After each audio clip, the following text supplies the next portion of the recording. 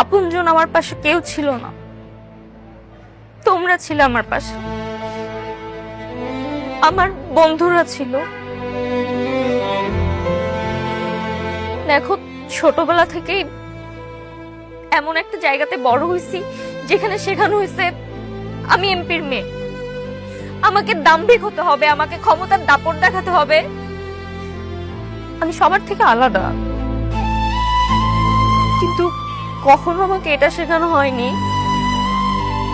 কিভাবে বিনয়ী হতে হয়, কিভাবে সবার সাথে আন্তরিক হতে হয়, সম্পর্কের মূল্য কতটুকু।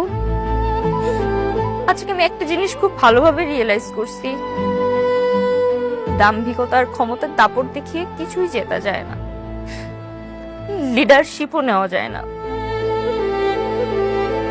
কিন্তু ভালোবাসা দিয়ে অনেক কিছু জয় করা যায়। এই যে তোমরা যেরকম আমার মন জয় করে ফেলছো, বন্ধুত্বের থেকে যে আর কোনো সম্পর্কই মূল্যবান হতে পারে না, এটা তোমরা আমাকে বুঝাই দিলে আজ।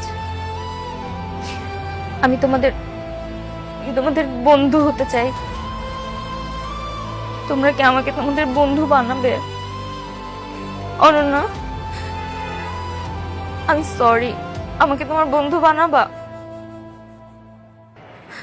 রূপ, শান্ত, আমাকে আমাকে তোমাদের বন্ধু বানাবা?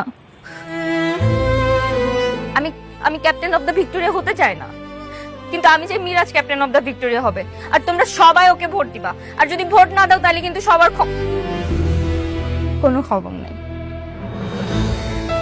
তোমাদেরকে আমি রিকোয়েস্ট করব, তোমরা ওকে ক্যাপ্টেন অফ দ্য ভিক্টোরিয়া করো, কারণ ও আমার বিপদের সব থেকে ভালো বন্ধু।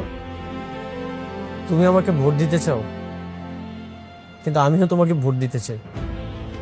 তোমার যদি এমন পজিটিভ মাইন্ডসেট থাকে, তুমি তো বেস্ট ক্যান্ডিডেট।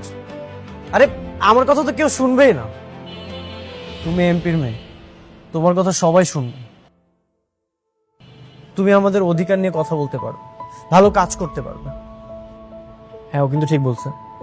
তুমি যদি বন্ধু আমাদের সাথে থাকো তাহলে কিন্তু প্রশ্ন টাকা কোনো কিছুর অভাব হবে না। হ্যাঁ না না, প্রশ্ন কিন্তু নেওয়া যাবে না, প্রশ্ন না নেওয়া গেলেও টাকা কিন্তু ঠিকই নেওয়া যাবে।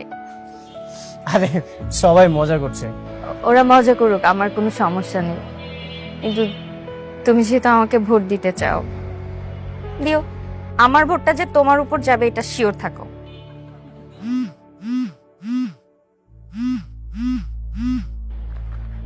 মা হসপিটাল থেকে, মা, মা আব্বুর কি অবস্থা?